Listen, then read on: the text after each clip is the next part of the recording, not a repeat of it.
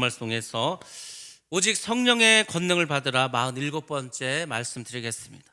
살려두지 못할 사람, 이런 제목을 같이 은혜받는 시간 갖도록 하겠습니다. 이 세상에 도대체 어떤 사람을 살려두지 못할 사람일까? 굉장히 악한 사람인가? 못된 사람인가? 나쁜 사람인가? 이렇게 생각할 수 있습니다. 그렇지만 이 제목은 굉장히 역설적입니다. 사도 바울과 예수를 믿는 우리들이 사실은 살려두지 못할 사람이라고 마귀들이 보고 있습니다. 마귀가 여러분을 보셨을 때, 이 사람은 살려둬서는 안 되겠다, 이 사람 살렸다간 큰일 나겠다, 이 사람 살려뒀다가는 하나님의 나라가 엄청나게 확장되겠다, 여러분들 마귀가 걱정하는 사람 되시길 바랍니다. 그러지 않습니까? 하나님이 걱정하는 사람이 되는 게 맞습니까? 마귀가 걱정하는 사람이 여러분들 신앙생활 잘 하시는 겁니까? 여러분들이 오늘 말씀을 잘 들으시고 나는 어떤 사람인가, 나는 어떻게 신앙생활을 해야 되는가 다시 한번 생각하시고 믿음으로 다시 한번 결단하는 복된 시간 되시기 주의 이름으로 축복합니다. 지난주에 이제 사도 바울이 이제 재판을 받았습니다. 근데 이제 사도 바울이 나는 이제 가이사에게로 상소를 하겠다고 이제 요구를 하게 됩니다. 그래서 총독인 이 베스도도 더 이상 재판을 끌고 갈 수가 없었습니다. 왜냐하면 황제에게 이 상소를 했기 때문에 더 이상 자기가 재판을 진행할 수가 없었습니다. 그렇지만 이 베스도에게는 뭔가 지금 걱정거리가 하나 있었습니다. 이 걱정거리가 있었는데 그 걱정을 좀 해결해 줄 수 있는 일이 하나 생겼습니다. 그것이 뭐냐면 며칠 후에 아그리빠 왕이 오게 되었습니다. 여동생인 버니게와 함께 문안 인사차 이제 오게 되었습니다. 아니, 총독이 새로 왔으니까 그 지역을 다스리는 왕이 있을 거 아닙니까? 우리는 왕이라고 하니까 큰 나라의 왕을 말한다고 생각하는데 그렇지 않습니다. 이 유대 지역도 이게 분할이 되어서 우리가 그것을 분봉왕이라고 하지 않습니까? 분봉왕, 한 나라를 다 통치하는 것도 아니고 거기 쪼개져 가지고 그거를 다스리는 작은 이제 왕인데 그 왕이 바로 아그리빠 왕이었습니다. 이 아그리빠 왕은 도대체 구체적으로 누굴까? 바로 헤롯 아그리빠 2세입니다. 우리가 사도행전 12장에 보면 이 사도 야고보를 죽인 왕이 있습니다. 그 사람이 헤롯 아그리빠 1세입니다. 그 왕의 아들이 바로 오늘 나온 아그리빠 왕이라고 하는 사람입니다. 사도행전 12장에 보면 이 헤롯 아그리빠 1세가 이제 야고보를 죽입니다. 야고보를 죽였더니 유대 사람들이 너무너무 좋아하는 거예요. 그 예수 믿는 사람 죽였다고. 그래서 베드로도 붙잡습니다. 베드로를 감옥에 넣습니다. 그리고 이제 베드로는 천사위에서 이제 탈옥을 하게 됩니다. 그리고 이 왕은 결국은 하나님께 벌을 받아서 성경에 보면 벌레에 물려 죽임을 당했다 이렇게 나왔는데 옛날 성경에는 충이 먹었다고 합니다. 아무튼 하나님께서 그 왕을 죽여십니다. 그리고 이제 새롭게 왕이 된 사람이 오늘 본문에 나오는 아그리빠 왕입니다. 그 여동생이 나옵니다. 이 여동생은 1살 아래 여동생인데 벨릭스 총독이 있습니다. 우리가 지난번에 이제 이 벨릭스 총독에서 말씀드렸는데 그 벨릭스 총독의 부인이 두루실라라고 하는 여자가 있었고 그 두루실라의 언니가 되는 사람입니다. 이 사람이 2번을 결혼했는데 2번째 결혼도 실패하고 이혼한 후에 지금 오빠에게 와서 살고 있습니다. 그래서 살고 있는데 우리가 총독이 새로 왔다고 하니까 인사도 할 겸 한번 가보자. 그래서 이제 베스도를 찾아오게 됩니다. 자, 베스도는 아그리빠 왕에게 이제 여러 가지 이야기를 하다가 바울의 사건에 대해서 이야기를 합니다. 왜냐하면 지금 자기가 오자마자 가장 골치 아픈 사건이 바로 이 사도 바울의 재판 문제였기 때문입니다. 그래서 상세하게 이야기를 합니다. 내가 와봤더니 나의 전임자 벨릭스가 사람을 하나 지금 감옥에 잡아놨다 이거예요. 그래서 이제 도대체 이게 뭐 하는 사람이냐 얘기를 들었더니 유대 사람들이 얘기를 하는 거예요. 유대의 대제사장과 장로들이 그 사람을 고소했다는 겁니다. 근데 이제 이 사람을 그래서 재판을 하고 신문을 한번 해봤더니 아니, 세상에 이 사람이 지금 큰 죄인이라 막 죽이라고 하는데 자기가 볼 때는 일단은 죄가 없어, 죄도 없고 증거도 없어. 근데 막 죽이라고 하는 거예요. 자기도 지금 어떻게 해야 될지 모르겠다 이거죠. 근데 이 사람이 가만히 보니까 로마 시민권이 있어. 그래서 이 사람이 황제에게 이제 상소를 하게 되었다고 그 얘기를 합니다. 그리고 도대체 이 사람들이 도대체 왜 이렇게 바울을 죽이려고 하는가 이야기를 들어봤더니 전부 다 자기들의 종교 문제란 종교 문제. 이 사람이 예수라고 하는 사람을 말하는데 이 예수가 죽었다는 거야. 죽었는데 부활했다는 거야. 그래서 이제 그 부활했다는 것을 말했다 이거야. 그래서 그게 죄라는 거야. 여러분들, 예수님이 부활하신 것을 전하면 그게 죄가 됩니까? 지금은 아니죠. 지금은 아닌데 초대교회 당시에는 그게 죄가 될 수 있었습니다. 그리고 앞으로 마지막 때에도 역시 마찬가지입니다. 예수가 살아나셨다, 예수가 부활하셨다, 이것을 전하면은 그것이 죄가 되는 세상이 오게 됩니다. 기독교가 다른 종교하고 다른 점이 많이 있습니다. 많이 있는데 가장 큰 차이점이 있다면 뭔지 아십니까? 부활입니다. 부활. 어떤 사람이 예수를 안 믿었어. 예수를 안 믿었는데 이 사람이 예수를 믿게 되었습니다. 이 사람의 직업이 뭐였냐면은 승려였습니다. 승려. 중이었던 거 중. 이 사람 지금 목사님 되었습니다. 그분이 간증을 하는데 그 얘기를 하는 거예요. 도대체 교회 다니는 사람들은 뭔가 성경을 읽어서 성경을 읽었더니 다른 게 아니고 예수라는 사람이 나와. 근데 이 예수라는 사람이 제자를 불렀어. 근데 이 제자들이 예수님을 따라다니는데 예수님이 죽을 때 되니까 다 도망갔어. 근데 또 예수님이 또 살아나셨다는 거야. 살아나셨는데 살아나시고는 제자들이 다 변해가지고 순교하다는 거야. 그러니까 자기가 승려로서 이게 이해가 안 가는 거야. 아니 뭐 자기도 승려니까 다 부처의 제자이지 않습니까? 그러니까 자기들하고 비교할 때 뭔가 좀 달라. 아니 신이 죽은데 또 다시 살아나? 근데 이분의 마음을 움직이는 게 뭐냐면 제자들이었으면 제자들이 예수님 살아있을 때는 예수님 죽는다고 하니까 다 도망갔던 그 제자들이 어떻게 다시 돌아와서 그렇게 자기의 목숨을 내놓을 수 있었을까? 그걸 생각해 보니까 정말 부활이 있었구나. 이걸 깨달은 거예요, 이분이. 그래서 이제 목사님 되었습니다. 여러분들, 예수를 믿는 것은 죽었던 그 주님이 다시 살아났다는 것을 여러분들이 그냥 소리로 듣고 그게 아니라 정말 여러분들 깨달으셔야 되는 거예요. 아니 그걸 깨달았더니 승려가 목사가 됐는데 여러분들 그 예수님의 부활을 믿으십니까? 아니 없어. 소리가 없잖아 지금. 안 믿으십니까? 예수님의 부활을 믿으십니까? 그래 이렇게는 최소한 요 정도 나와야지. 예수님의 부활을 믿지도 않으면 여기 뭐하러 앉아있는 거야 지금. 아무 의미가 없습니다. 예수님의 부활을 믿지 않고 교회 와서 백날 첫날 앉아있어야 구원 못 받습니다. 구원을 받으려면은 내 죄를 위해서 십자가에서 죽으신 예수 그리스도, 그분이 나를 위해서 죽으시고 또 나를 구원하기 위해서 부활하시고, 그래서 우리도 그분이면 그분처럼 부활할 수 있다. 그게 기독교의 핵심이고 그게 복음인데, 복음을 안 믿고 여러분들이 어떻게 구원을 받습니까? 나는 교회를 오래 다니는 상관없다. 교회 오래 다니는 거 아무 상관없습니다. 우리가 하나님의 심판대 앞에 딱 가면은 아무것도 안 물어봅니다. 딱 그거 복음만 물어봅니다. 너 예수를 믿었냐? 예. 예수가 널 위해서 죽은 것도 믿었냐? 예. 예수가 살아남을 믿었냐? 예. 다 예 해야 돼. 근데 여러분들 거기서 거짓말을 못 합니다. 왠지 아십니까? 거기에는 여러분의 삶이 동영상처럼 다 뜹니다. 여러분 정말 믿었는지, 믿음의 삶을 살았는지, 그 다 예 했어. 하나님 그런 거. 야 너는 그렇게 다 믿었다면서 세상을 그렇게 살았냐? 예수를 믿는다며, 또 부활도 믿는다며. 아니 근데 그렇게 살았어? 그럼에도 불구하고 그렇게 세상만 따라가고 살았냐?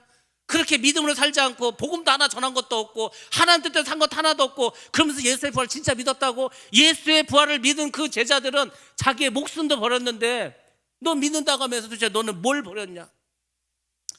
아무 말 달 얘기 없습니다. 그러니까 여러분이 지금이 기회라니까요. 살아있을 때가 기회입니다.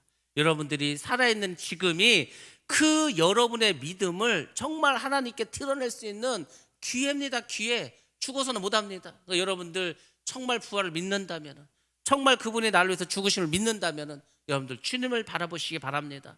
주님을 닮아가시기 바랍니다. 십자가를 지시기 바랍니다. 나를 부인하고 정말 복음을 전하는 그런 사람들이 되기를 주의 이름으로 축원합니다. 잘 여러분 생각하셔야 됩니다. 자, 아무튼 이제 그 종교적인 문제, 부활의 문제 이거밖에 없어. 사형시킬 만한 죄가 없다고 얘기합니다. 그래서 나도 지금 어떻게 될지 모르겠다는 거예요. 그래서 이제 그 피고인 바울에게 야 그럼 네가 예루살렘에 가서 그러면 신문을 받겠냐 그랬더니 황제에게 지금 나 상고할 거니까 나를 보호해 달라는 거예요. 저 유대인들이 지금 나를 죽이려고 하니까 나를 보호해 달라고. 그래서 내가 할 수 없이 이 사람을 지금 감옥에 구금해 뒀다, 이렇게 이야기를 합니다.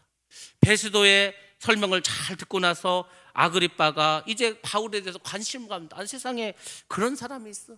아그리빠는 이 유대의 종교를 잘 알고 있지 않습니까? 야, 참 신기한 사람인데 그럼 내가 그 사람이 도대체 무슨 말을 하는지 한번 불러서 그 사람의 좀 말을 듣고 싶다고 이렇게 말합니다. 그래서 베스도가 이렇게 했습니다. 사도행전 25장 23절입니다. 시작.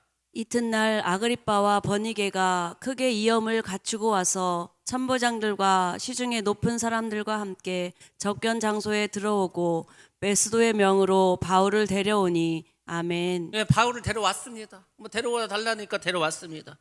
근데 이거는 재판이 아닙니다. 재판은 아니고 어쨌거나 이제 항소했으니까 재판은 아니고 단지 바울의 이야기를 듣는 어찌 보면 청문회와 같은 그런 자리였습니다. 그러니까 이 사람들이 막 물어보는 거 베드로 그 바울에게 그러면은 바울이 설명해주는 그런 자리였습니다. 이 자리를 통해서 이제 베스도가 청문회 취지를 설명합니다. 그것이 오늘 본문의 말씀입니다. 이 사람들이 다 모이지 않았습니까? 그래서 베스도가 말합니다. 아그리빠 왕과 여기 같이 있는 여러분이여, 당신들이 보는 이 사람은 유대의 모든 무리가 크게 외치되 살려두지 못할 사람이라고 하여 예루살렘에서와 여기서도 내게 청원하였으나, 뭐 이렇게 해서 이제 좀 말하지 않습니까? 그래서 이제 베스도가 이 청문회를 왜 열게 되었는가, 그 취지에 대해서 설명을 해주고 있습니다. 그리고 베스도 자신도 자신의 고민을 이어서 이제 쭉 말하고 있는 거죠. 내가 살피건대 죽일 죄를 범한 일이 없더이다. 지금 이 사람을 죽이라고 하는데 죄가 없어. 증거도 없어. 그럼 어떻게 하냐 이거죠. 그러나 그가 황제에게 상상으로 내가 보내기로 결정하였나니라. 이제 보내기는 보냅니다. 로마로 보내긴 보내야 되는데 베스도에게 어떤 문제가 있냐면은, 아니 황제에게 죄를 보내면은 이 사람이 사람을 죽였다, 도둑질을 했다, 반역을 일으켰다, 먼 죄를 졌다, 죄목을 써서 보내야 되는데 사도 바울은 죄목이 없습니다. 뭐 죄를 진 게 있어야 제목이 있을 거 아니에요. 그러니까 지금 베스도는 크게 걱정해. 크게. 아니 지금 뭐 재판하러 보내야 되는데 이 사람이 죄가 없어. 그 뭘로 보낼 거야? 그러니까 지금 자기도 정할 수가 없어서 이 청문회를 통해서 뭔가 좀 힌트를 얻고 뭔가 자기가 제목이라도 어떻게 좀 하나 정해볼까, 이래서 지금 베스도도 이 청문회를 열게 되었습니다. 여러분 잘 생각해 보시기 바랍니다.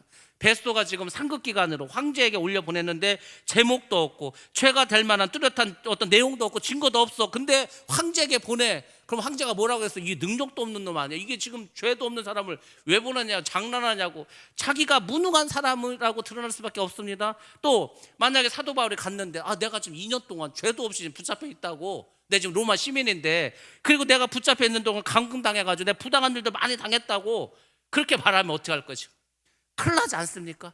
자기가 책임을 져야 되니까 이 베스도의 입장도 보통 어려운 입장이 아닙니다. 그래서 베스도에게도 이 청문회가 굉장히 중요했습니다. 그래서 천부장, 그 다음에 아브리카 왕, 그의 여동생, 여러 고위 관리들 다 불러다가, 또 이 사람들은 유대 종교에 대해서 잘 알고 있지 않습니까? 그러니까 유대 종교에 대해서 잘 알고 있는 이 사람들이 혹시 이 사도 바울의 얘기를 잘 듣고서 뭔가 자기가 도움이 될 수 있는 게 있지 않을까, 이래서 청문회 자리를 열었습니다. 그건 이제 베스도의 입장입니다. 근데 여러분들 하나님의 입장, 이 사도 바울의 입장을 한번 보시기 바랍니다. 결과적으로는 어떻게 됐습니까? 바울이 왕과 권력자들 앞에서 또다시 복음을 증거할 수 있는 중요한 기회를 얻게 된 것입니다. 사도 바울이 길거리에서 왕에게 전할 수 있습니까? 길거리에서 뭐 높은 사람에게 전할 수 있습니까? 아닙니다. 사도 바울은 오히려 감옥에 가가지고 총독에게도 왕에게도 높은 고위 관리들에게도 복음을 전할 수 있는 그 기회를 얻었다는 겁니다. 이게 하나님의 섭리고 하나님의 방법이라는 겁니다. 하나님은 참 신기하신 분입니다. 하나님은 어떻게 이렇게 감옥에 갔는데 감옥에서 이렇게 복음을 전할 수 있게 하실까? 참 신기하지 않습니까? 제가 아는 어떤 목사님이 있습니다. 유명한 부흥사였습니다. 이분이 감옥에 가게 되었습니다. 7년형을 받았습니다. 감옥에서 오래 있게 되었습니다. 그럼에도 불구하고 이분은 목사님이요, 부흥사요. 그래서 이제 말합니다. 간수에게, 내가 지금 목사고 부흥사인데 우리가 여기서 집회를 하겠다고. 그래서 죄수들을 다 갖다 놓고 그 감옥에 교회가 있습니다. 거기서 뭐 다른 강사도 필요 없어. 이분이 다 부흥했습니다. 이분이. 실제로 많은 사람들이 또 예수를 믿겠다고 오기도 했습니다. 하나님의 방법은 우리가 알 수가 없습니다. 우리가 복음을 전할 수 있는 기회가 있는데 우리가 복음을 전하지 않으면 우리가 어떤 상황에서 복음을 전할지 모릅니다. 그래서 성경은 말합니다. 때를 어떤지 못 어떤지 항상 복음 전하는 일에 힘쓰라. 여러분들 힘쓰시기 바랍니다. 힘쓰셔야 되는 거예요. 아이고 내가 어떻게 감히 복음을 전해. 그러면요 한 사람도 구원하지 못합니다. 하나님 앞에 딱 갔어. 그래 너는 몇 사람이나 구원했냐. 한 명도 없는데요. 한 명도 없어. 뭐 했어? 글쎄요. 그 사람 뭔지 아십니까? 한 달란트 받은 사람. 한 달란트 받은 사람은 그냥 땅에 파묻고 아무것도 안 했다니까요. 그러면 하나님 입장에서 이 사람은 상을 주겠습니까? 벌을 주겠습니까? 아니, 그걸 좀 생각하시라고. 여러분들, 우리가 언제 그 앞에 설지 아무도 모른다니까요. 우리가 언제 그 하나님의 보좌 심판대 앞에 설지 모르는데, 근데 그 앞에서는 거짓말을 못합니다. 그 앞에서는 어떤 변명도 할 수 없습니다. 왜? 다 나오니까. 모든 자료가, 모든 게 동영상 다 뜨니까. 범죄자들이 거짓말을 하고 나 죄 짓지 않았다고 아무리 버팅겨도 동영상 그 자료가 딱 뜨는 순간 그 증거가 나온 사람 꼼짝 못합니다. 자기가 행동한 게 다 나오는데 그걸 뭘로 이제 그 거짓말 할 거예요. 근데 하나님의 심판대는 내 인생에 다 뜹니다. 내가 태어나 죽을 때까지 내 했던 행동 다 뜨는데 뭔 거짓말 합니까? 뭐 증거 다 있는데. 여러분들, 그런 마음을 가지셔야 되는 거예요. 내가 그 심판대 앞에서 나는 뭐라고 말할까? 내가 거기 떳떳하게 설 수 있을까? 두려운 마음을 가지셔야 돼요. 두려운 마음. 그러니까 지금 여러분들, 내가 때가 되면은, 내가 은혜를 받으면, 내가 능력이 생기면 그때 복음을 전해야지. 그럼 절대 복음 못 전합니다. 여러분이 복음을 전해야 복을 받습니다. 복음을 전해야 성령의 충만함을 받습니다. 복음을 전해야 여러분 은혜를 받습니다. 복음을 전해야 하나님의 마음을 알 수가 있는 거예요. 여러분들이 꼭 기억하시고, 여러분들 항상 복음 전파하는 일에 거기에 힘을 쓰시고 거기에 관심을 가지시기 바랍니다. 아니, 하나님이 지금 사도 바울은 이 감옥에서도 계속해서 복음을 전하게 하지 않았습니까? 여러분들, 본문의 말씀에서 이렇게 말해주고 있습니다. 유대 모든 무리들이 사도 바울을 향해서 저 사람은 살려두지 못할 사람이라고 그렇게 막 외칩니다. 저 사람 살려둬서는 안 된다고. 이것이 하나님의 입장입니까? 아닙니다. 마귀의 입장입니다. 마귀의 입장에서는 사도 바울을 절대로 살려줄 수 없는 사람입니다. 그러면 여러분 생각해 보시기 바랍니다. 오늘날 어떻습니까? 오늘날에는 마귀가 저 사람은 살려줘도 돼, 아무 상관없어, 내버려둬, 이런 사람이 많습니까? 아니면 저 사람은 절대로 살려둬서는 안 된다, 저 사람이 살아있으면 다 예수 믿고 구원받는다, 절대로 저 사람을 살려둬서는 안 된다, 그 사람이 많습니까? 그럼 또 여러분은 마귀가 볼 때 아유 그냥 살려둬, 아무 상관없어, 내버려둬, 이런 사람입니까? 아니면 마귀가 여러분 보시면 야, 저 사람 절대 살려주면 안 돼, 이런 사람입니까? 여러분들 오늘 말씀 통해서 잘 자기 자신을 한번 돌아보시기 바랍니다. 오늘날에 하나님을 믿는 사람이 있습니다. 그리고 하나님을 믿지 않는 사람이 있습니다. 믿는 자와 믿지 않는 사람의 갈등이 계속해서 올라갑니다. 믿지 않는 사람들은 예수 믿는 사람들을 욕합니다. 비난합니다. 너희들 개독교다, 너희들이 뭐 하나님의 사랑 어쩌고저쩌고 하면서 니들이 잘하는 게 뭐 있냐, 말도 안 듣고 지멋대로 살고 자기들 유리한 대로 살고, 니들은 지금 이 사회에 없어져야 될 존재라고 막 우리를 공격합니다. 예수 믿는 사람들은 뭐 우리가 얼마나 뭘 잘못했는지 모르겠지만 아무튼 그런 비난을 받습니다. 그런 갈등이 있습니다. 이것도 문제입니다. 근데 이것이 가면 갈수록 더 커질 것입니다. 코로나를 통해서 우리가 극명하게 보지 않았습니까? 왜 자꾸 모이지 말라는데 모여갖고 예배를 드린다고 통성으로 기도하고 찬양을 해가지고 그 공기 중에 코로나를 번지게 해가지고 왜 이렇게 코로나가 종식시키자, 그 모든 비난을 다 교회가 받지 않았습니까? 더군다나 신천지는 교회도 아닌데 괜히 신천지도 교회라고 해가지고 우리까지 다 욕을 먹고 모이지 못하게 하고 하지 않았습니까? 그때 예수 믿는 사람도 엄청나게 핍박을 받았습니다. 근데 그것은 여러분들 시작입니다. 아무것도 안, 나중에는 아예 교회 들어오지도 못합니다. 다 교회 못지라고 아예 못 들어가게 합니다. 그런 때가 온다니까. 여러분들 어디서 은혜 받습니까? 교회를 나와야, 예배를 드려야, 말씀을 들어야 은혜를 받는데, 그런 세상이 되면 여러분들 어디서 유튜브 듣지, 유튜브는 바보입니까? 설교 다 끊어버립니다. 모든 교회 유튜브 다 중지시킵니다. 어디서 말씀을 들을 겁니까? 없습니다. 그런 때가 온다는 겁니다. 그러니까 여러분들 그걸 꼭 기억하셔야 됩니다. 또 하나 이제 여러분 생각할 것이 있습니다. 오늘날에 하나님을 믿는 사람들 사이에서도 여러 가지 혼란이 있습니다. 제가 금요 기도회 때 말씀드렸습니다. 오늘날에 얼마나 많은 미혹이 있는가. 이 미혹이 점점 치열해집니다. 결국은 서로를 미워하고 싸우고 점점 적대시 됩니다. 우리가 역사적으로 볼 때 유럽에서 종교전쟁이 일어났습니다. 로마 카톨릭이 있었는데 거기서 개신교가 나왔어. 그래서 이제 개신교를 믿는 나라가 있고 여전히 교황을 믿는 그런 이제 세력들이 있었습니다. 전쟁을 했습니다. 치열하게 싸웠습니다. 30년 동안 싸웠습니다. 그래서 30년 전쟁이라고 합니다. 그 30년 전쟁 동안 얼마나 비극적인 사건이 많은지 아십니까? 로마 카톨릭에서 기독교를 봤을 때 이거 이단이니까 죽여야 된다는 거예요. 철저하게 아주 잔혹하게 죽였습니다. 개신교에서 봤을 때 교황이나 카톨릭은 뭡니까? 저거는 이단이 아니라 저건 마귀라는 거예요. 가짜라는 거예요. 사탄이라는 거예요. 그래서 치열하게 싸웠어요.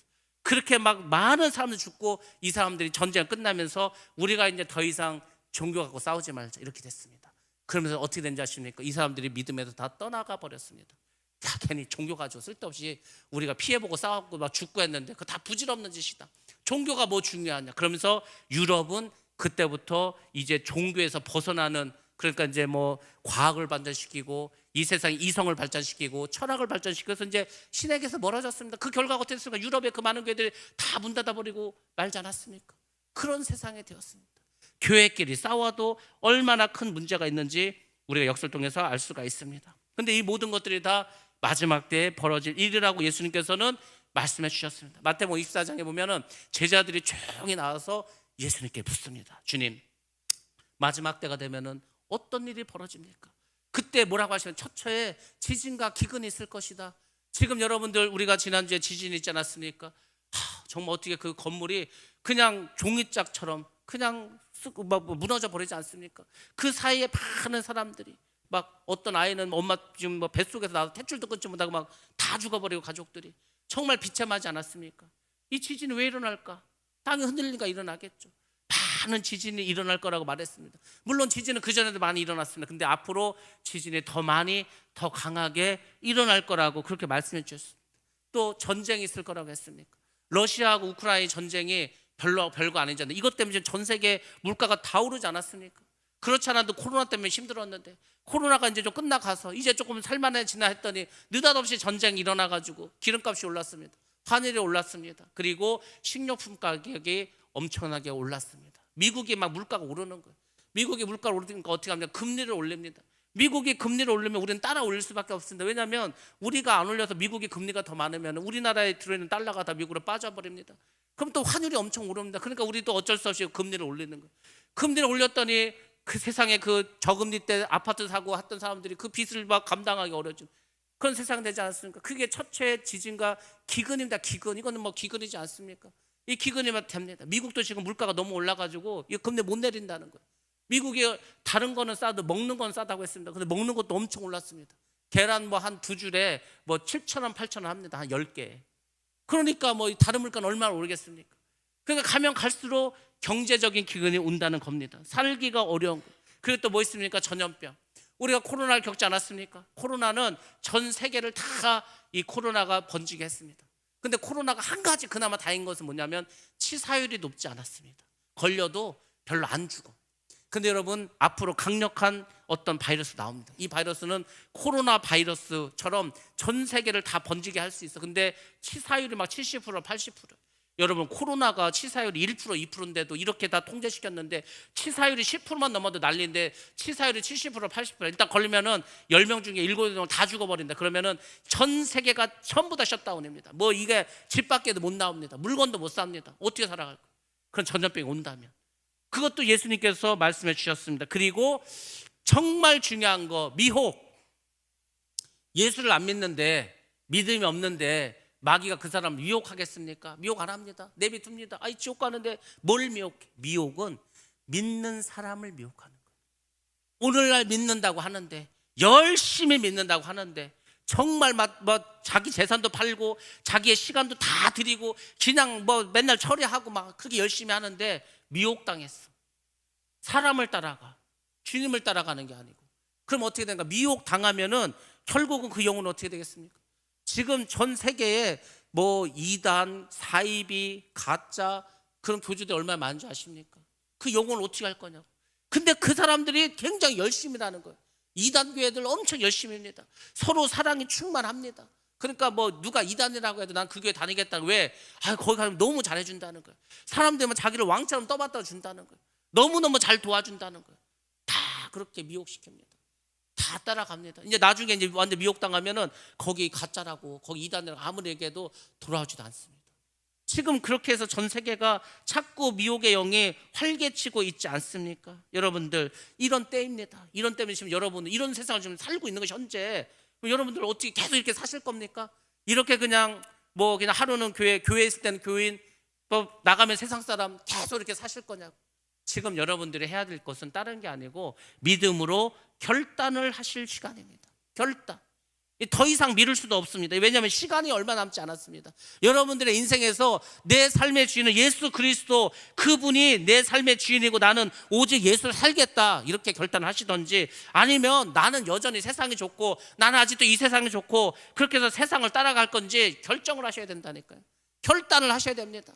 아니면 이제 결단을 못해서 그냥 교회 오면 교회, 나가면 세상 사람, 이렇게 양다리를 거치고 계속해서 갈 건지. 시간이 없습니다. 왠지 아십니까? 하나님이 지금 일꾼을 부르시고 있습니다. 일꾼을 부르셔. 이제 왜? 때가 됐으니까, 때가 가까이 오니까 하나님의 마지막 그 사역을 하셔야 될 거 아닙니까? 마지막 때에 내가 내 남종과 내 여종에게 내 신을 부어주신다고 하지 않았습니까? 그래서 어떻게 했습니까? 자녀들은 예언을 하고, 청년들은 환상을 보고, 노인들은 꿈을 꾸고, 그런 세상이 지금이다. 지금 우리가 막 그렇게 하셔야 되는, 지금 막 우리가 하나님께서 마지막 부어주시는 이 성령의 충만을 받고 지금 우리가 주님의 일을 감당하고 우리가 지금 이렇게 하나님의 부르심에 응답해야 되지 않겠습니까? 지금 막 일꾼들을 깨우고 계십니다. 막 부르시고 계십니다. 근데 이제 이게 어떻게 부르시냐가 중요하겠죠. 여러분들, 우리가 다 배부르고 등 따시는데, 야 내게로 오라, 내 일을 하라, 아무도 안 움직입니다. 아무도 그냥 똑같아. 맨날 작년이나 10년 전이나 지금이나 믿는 게 똑같아. 어느 세월에 합니까? 어느 세월. 그래서 하나님 어떻게 하는지 아시면 하나님 흔드십니다. 우리가 지진이 일어나니까 정신이 번쩍 들지 않습니까? 지진이 일어나니까 막 건물이 무너지고 사람이 죽고 막 불이 나고 난리 나지 않았습니까? 그 난리가 나야 돼. 우리는 배부르고 등 따시면은 절대로 하나님의 부르심에 응답하지 않습니다. 그래서 하나님께서 우리를 흔드십니다. 어떤 사람에게는 물질로 흔드는 거예요. 그래서 막 물질이 다 없어져 버립니다. 기도할 수밖에 없게 만듭니다. 어떤 사람에게는 중병에 걸리게 합니다. 더 이상 내가 이제는 내 뜻대로 살 수가 없어. 내가 지금 죽을 병에 걸렸는데 내가 뭘 할 수 있습니까? 그러니까 주님만 붙잡고 주님께 돌아오도록 합니다. 어떤 사람에게는 인간적인 문제로, 어떤 사람에게는 여러 가지 세상에 여러 가지 일들로 하나님께서 지금 우리를 흔들고 계십니다. 여러 가지로 흔들고 계십니다. 세상으로 향했던 그 마음을 다시 주님께 돌리기 위해서 하나님께서 일하고 계십니다. 그게 얼마나 큰 복인지 아십니까? 차라리 내가 하나님을 흔들어서 내가 정신을 번쩍 차려가지고 내가 이렇게 살면 안 됐구나, 다시 주님께 나가는 게 그게 축복이지 않습니까? 근데 아무 일도 벌어지지 않아. 그냥 살아가면 어떻게 되는지 아십니까? 그 코로나 때문에 교회를 떠난 사람들이 많이 있습니다. 그런 사람들처럼 쓰나미가 한번 오면은 그냥 다 쓸려 나가는 거예요. 이제 교회 밖으로 다 쓸려 나갑니다. 다시 돌아오지도 않아. 다 지옥 가는 겁니다. 우리가 알지 않습니까? 그런 일들이 벌어지게 되는 거예요. 그래서 여러분들이 하나님께서 이렇게 부르시고 하나님께서 우리를 흔드시고 할 때 여러분들이 순종하고 주님 앞으로 나아갈 줄로 믿습니다. 그래서 여러분들이 이렇게 어려움을 우리에게 주셔서 깨우시는 것을 감사하셔야 되는 거예요. 성경에 봐도 그런 사람들이 많이 있습니다. 성경에 봐도 질병의 문제로, 여러 가지 물질적인 어려움으로, 인간관계 문제로, 여러 가지 기근으로 인해서 하나님께서 깨우셔서 하나님께 돌아온 사람들이 많이 있습니다. 그 성경의 인물들을 제가 두 사람만 여러분에게 먼저 소개해 드리도록 하겠습니다. 첫 사람은 룻입니다. 룻은 모압 여인이었습니다. 이 사람이 뜻하지 않은 고난을 당했습니다. 물론 룻 이전에 먼저 고난을 당한 사람이 나옵니다. 그의 시어머니 나오미입니다. 나오미가 어디 살았냐면 베들레헴에 살았습니다. 베들레헴에 살았는데 남편이 있고 두 아들이 있었습니다. 근데 기근이 찾아왔습니다. 흉년해졌습니다. 비가 오지 않아. 먹을 게 없어. 다 죽게 생겼어. 어떻게 합니까? 지금처럼 라면 끓여 먹을 수도 없고 국수를 끓여 삶아 먹을 수도 없고. 그러니까 어떻게 해야 돼? 이민을 가야 될 건데 그래서 이민을 떠납니다. 그것이 바로 모압 땅입니다. 모압 땅에 가서 두 아들은 그 모압 여인들과 결혼을 하게 됩니다. 근데 얼마 지나지 않아서 나오미의 남편이 죽고 맙니다. 그리고 신기하게도 그 아들도 얼마 가지 않아서 다 죽고 맙니다. 그러니까 이제 나오미는 너무 고통스러운 거예요. 너무 괴로운 거예요. 내가 여기서 더 이상 살 수가 없다. 내가 차라리 고향으로 돌아가야 되겠다. 고향으로 돌아가려고 했더니 젊은 두 며느리가 있는 거예요. 이 두 며느리를 데리고 가려고 하니까 자기도 깝깝하고 그 며느리의 인생을 봐도 너무 불쌍해. 그 며느리를 부릅니다. 야, 이제 나는 나의 고향으로 돌아가겠다. 너희들은 어떻게 하겠냐? 니들 다 이제 니들도 각자 길을 가서 다른 남자 만나서 뭐 그렇게 살아라. 이렇게 얘기합니다. 그래서 첫 번째 며느리인 그 오르반은 나오미를 떠나게 됩니다. 근데 두 번째 며느리 그 룻은 그렇게 하지 않습니다. 그리고 룻은 시어머니 나오미에게 이렇게 말합니다. 룻기서 1장 16절에서 17절 말씀입니다. 시작. 룻이 이르되 내게 어머니를 떠나며 어머니를 따르지 말고 돌아가라 강권하지 마옵소서. 어머니께서 가시는 곳에 나도 가고 어머니께서 머무시는 곳에서 나도 머물겠나이다. 어머니의 백성이 나의 백성이 되고 어머니의 하나님이 나의 하나님이 되시리니 어머니께서 죽으시는 곳에서 나도 죽어 거기 묻힐 것이라. 만일 내가 죽는 일 외에 어머니를 떠나면 여호와께서 내게 벌을 내리시고 더 내리시기를 원하나이다 하는지라. 아멘. 아멘. 이것이 결단이지 않습니까? 지금 롯도 자기 인생이 걸렸어. 자기가 이 지금 과부된 몸으로 홀로 사는 시어머니를 모시고 더 외국에 가가지고 거기서 자기가 평생 이렇게 살아야 되는가? 아니면 그냥 팔자 고쳐서 다른 남자 만나 살아야 되는가? 근데 롯은 이렇게 고백합니다. 어머니의 백성이 나의 백성이 되고 어머니의 하나님이 나의 하나님이 되시리니, 그 믿음의 결단을 한 겁니다. 난 하나님 보고 살겠습니다. 어머니와 같이 살겠습니다. 이게 쉬운 결단이 절대로 아니라니까요. 우리가 성경을 볼 때 그냥 룻이 그렇게 그냥 결단하고 갔나 보다 하지만 여러분이라면 이게 쉽겠습니까? 여러분의 인생에 달린 문제인데. 근데 나오미는 그 룻은 세상을 선택하고 자기 고향을 선택한 것이 아니라 하나님을 선택했다는 겁니다. 이것이 얼마나 큰 건지 아십니까? 룻이 물론 이때 자기 미래가 어떻게 될지 모릅니다. 자기가 하나님께서 복을 주셔서 자기가 일이 잘 풀릴 거다, 그런 기대도 할 수 없는 상황이었습니다. 여전히 가난했습니다. 그 베들레헴을 가지 않았습니까? 베들레헴에 갔는데 땅이 있습니까? 돈이 있습니까? 뭐가 아무것도 없어. 그래서 뭐 했습니까? 이삭 죽게 했습니다. 이삭. 그냥 가서 떨어진 이삭 주셨습니다. 이삭을 줬는데 어느 날 누구 밭에 갔습니까? 보아스의 밭을 가게 되었습니다. 근데 보아스는 좀 나이가 있는 사람이고 룻은 젊은 여자였습니다. 근데 이 이스라엘 법에는 뭐가 있었습니까? 만약에 남편이 죽으면 그 집안 사람이 그 동생이 됐던 누가 됐던 간에 어떻게 합니까? 그 여인을 데리고 살아야 돼. 왜? 그래야지 그 사람이 어렵지 않게 사니까. 그런 게 있지 않습니까? 그래서 결국 보아스의 아내가 됩니다. 보아스가 자식을 낳습니다. 그 자식은 또 낳습니다. 또 낳습니다. 그래서 누가 나왔습니까? 다윗이 나왔습니다. 다윗. 룻은 모압 여인이고 이방인입니다. 근데 메시아의 증조모가 되는 축복을 받지 않았습니까? 하나님의 복을 주시지 않았습니까? 왜? 믿음으로 결단했으니까. 자기가 더 편한 삶을 살 수도 있었는데, 세상으로 나가서 살 수도 있었는데 하나님을 선택하지 않았습니까? 이래서 선택이 중요한 겁니다. 이래서 믿음의 결단이 중요한 겁니다. 그래서 롯은 축복의 여인이 되었습니다. 두 번째 여인입니다. 라합입니다. 라합은 어디 살았습니까? 여리고성에 살았습니다. 이 여자 직업이 뭡니까? 기생이었습니다. 오늘 자기 집에 이 정탐꾼이 왔습니다. 뭐 말이죠, 정탐꾼이지 스파이입니다. 스파이, 영어로 간첩이다. 간첩이 들어왔습니다. 근데 그걸 누가 봤어. 그 라합 집에 간첩이 들어간 걸 봤어. 왕에게 신고합니다. 왕에 가서 간첩이 우리 성에 왔는데 그 라합의 집으로 갔다고. 그래서 막 군대를 끌고 갑니다. 라합이 그걸 알아. 그래서 어떻게 하니까 이 정탐꾼을 지붕에 숨겨줍니다. 지붕에 숨겨주고 막 군인이니까 너 니네 집에 누가 왔지? 예, 왔습니다. 어디 갔어? 지금 막 저쪽 도망갔다고. 빨리 지금 쫓아가면 잡을 수 있을지 모른다고 막 이렇게 거짓 정보를 흘립니다. 군대들이 떠납니다. 그리고 이제 정탐꾼을 숨겨줬습니다. 뭐 그럴 수도 있겠지. 그럴 수도 있으니까 우리나라 옛날에 간첩을 숨겨주면은요 그 집안 쑥대밭 됩니다. 공무원 안 됩니다. 군인도 안 됩니다. 그 평생 낙인이 찍혀서 저 집은 간첩 집안이라고 아무것도 못해. 연좌제가 있어서 아무것도 못합니다. 그런 세상에서 우리나라도 불과 몇십 년 전에 이 당시에 간첩을 숨겨줘서 그 사람만 죽는 게 아니고 그 일가족이 다 죽음을 당합니다. 그러니까 라합이 했던 이 행동은 그냥 이게 단순한 행동이 아니라 단순히 누구를 숨겨주는 게 아니고 자기 집안이 다 몰살 당할 수 있는 그런 상황이었습니다. 여러분은 숨겨주겠습니까? 간첩이 왔는데 이 사람 때문에 내가 큰 어려움을 겪을 수 있는데, 근데 라합은 하나님을 알았습니다. 어떻게 하는지 아십니까? 얘 직업이 기생이다 보니까 이 사람 저 사람들이 막 여행자들이 장사하는 사람들이 막 자기 집에 와 술 먹으면서 얘기를 합니다. 이 세상에 그 유대인들이 있는데, 이스라엘 사람들이 있는데, 이 사람들이 애굽에서 나왔대. 뭐 나올 때 막 하나님이 엄청 재앙도 내리고 막 바다도 건넜대. 바다도 그 광야에서 사는데 막 먹을 것도 주고 해서, 그러면서 여호와 하나님에 대한 소문을 들었습니다.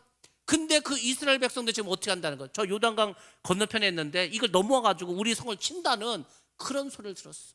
그때 라합의 마음이 녹아내렸다고 합니다. 야, 큰일 났구나. 하나님이 보통 분이 아니구나. 그걸 깨달았어.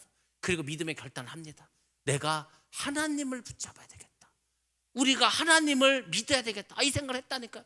그래서 정탐군 숨겨주고 이제 정탐 갈 때 뭐라고 했으니까, 너희들이 우리를 쳐들어왔어요. 우리 살려달라는 거예요. 그래서 어떻게 했으니까, 붉은 줄을 묶어놔라. 그럼 우리가 너희 죽이지 않겠다.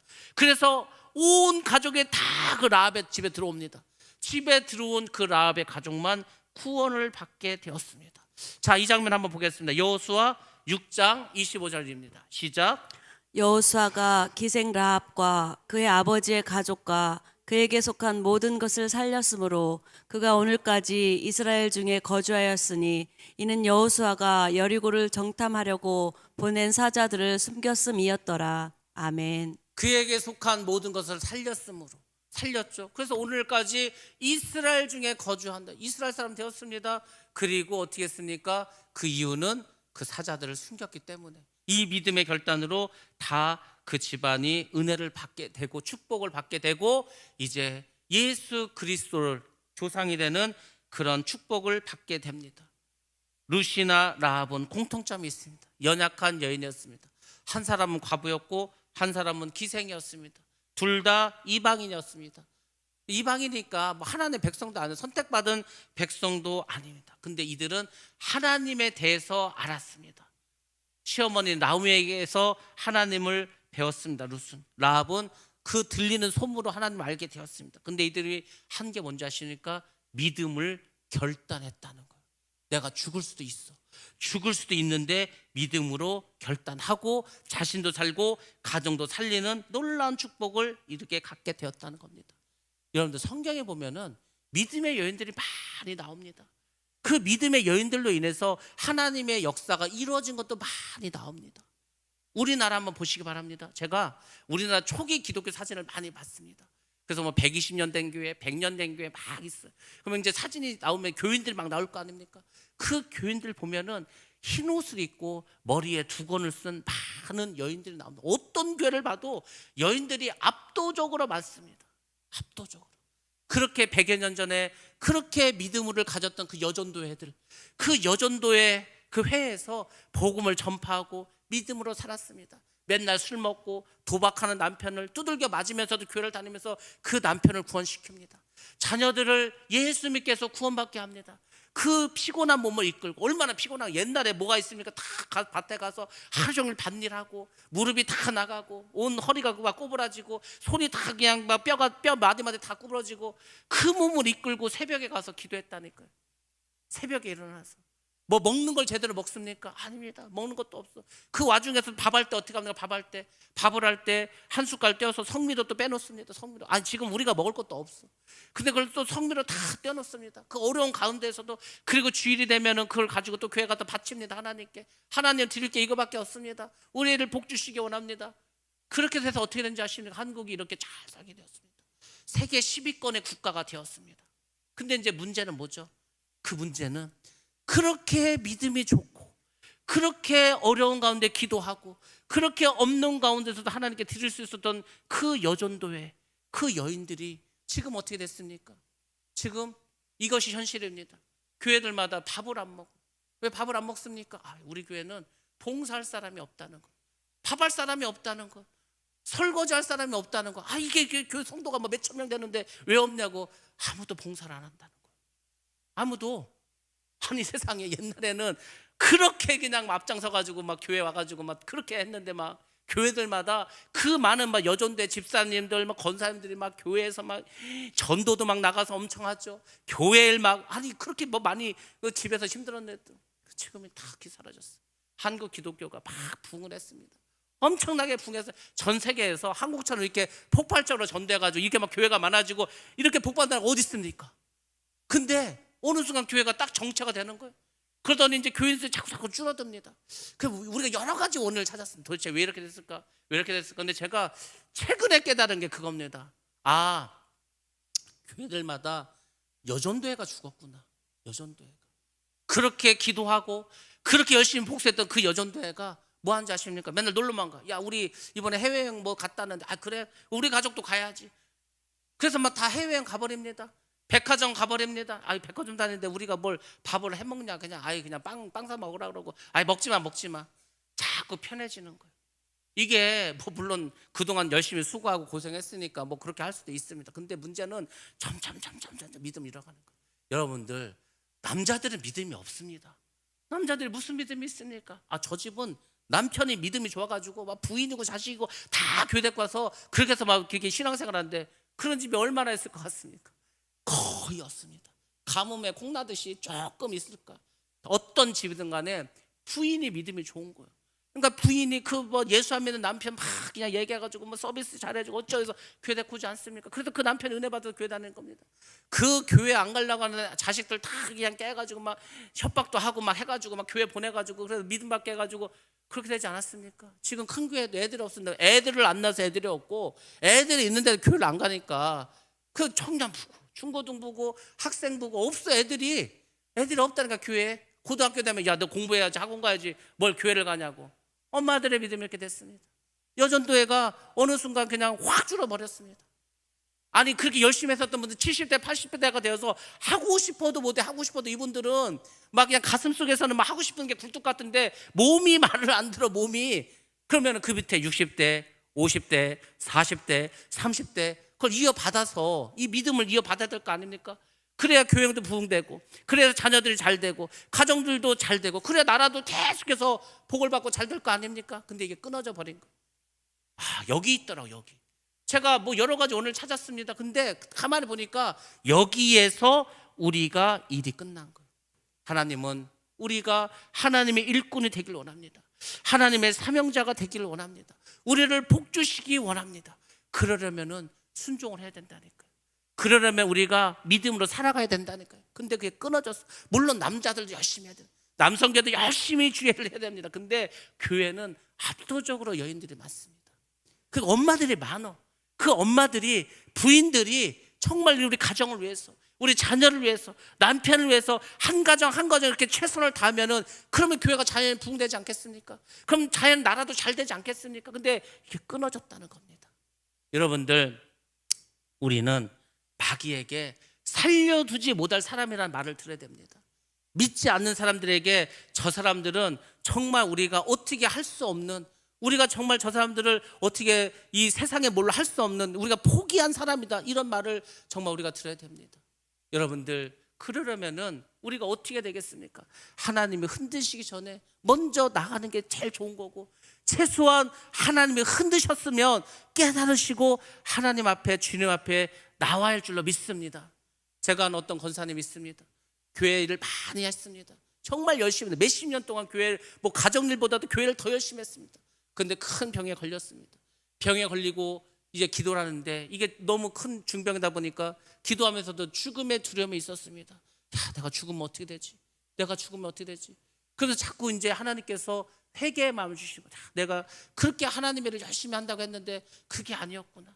그래서 기도하는 중에 깨달은 게 있습니다. 뭘 깨달은지 아십니까? 겟세마네에서 기도했던 그 주님. 야, 예수님도 죽음을 앞두시고 얼마나 두려웠을까?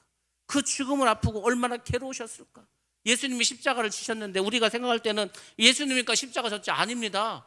예수님도 그 십자가 보통 고난스럽고 고통스럽고 얼마나 부끄러운, 옷을 다 벗겨놓고 매달아놓는데 안 부끄럽습니까? 그 예수님 지고 싶습니까? 근데 예수님도 밤새도록 고민하면서 기도한 겁니다. 근데 예수님은 우리를 위해서 죽으셨습니다. 우리가 이거 얼마나 많이 졌습니까? 우리가 뭐 고난 주간에 틈틈이 예수님이 우리를 위해서 십자가 지시고 죽으셨다, 이거를 얼마나 많이 들었냐고. 근데 그게 여러분의 마음속에서 그 깨달아지시고 그 사랑이 느껴지십니까? 아, 정말 예수님 나를 위해 죽으셨다. 근데 이분이 그렇게 큰 병에 걸리고 그리고 정말 주님을 만나니까 그게 깨달아지더라는 거예요. 아, 주님이 정말 나를 위해서, 내 죄를 위해서 죽으셨구나. 그 깨달아지는 겁니다.